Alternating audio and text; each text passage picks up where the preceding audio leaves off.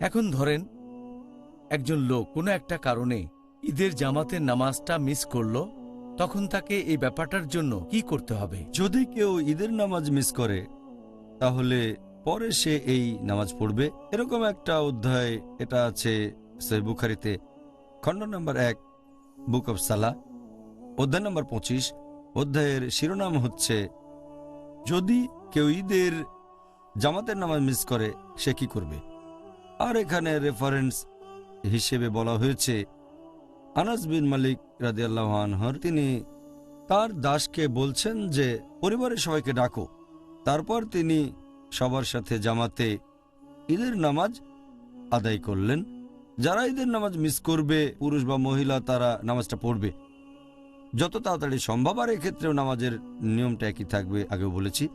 এছাড়া আরও একটা হাদিস আছে সুনান আবু দাউদে, খণ্ড নম্বর 1, বুক অব সালাহ, হাদিস নম্বর 1153। একবার কয়েকজন মানুষ নবী সাল্লাল্লাহু সাল্লামের কাছে আসলো, ঘোড়ায় চলে আসলো, আর তারা বলল যে গতকাল আমরা নতুন চাঁদ দেখেছি।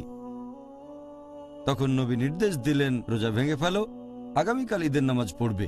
তার মানে আমাদের নবী যে এলাকায় বাস করতেন সেখানে মানুষ নতুন চাঁদ দেখেনি, তাই সবাই 30 দিন রোজা রেখেছে।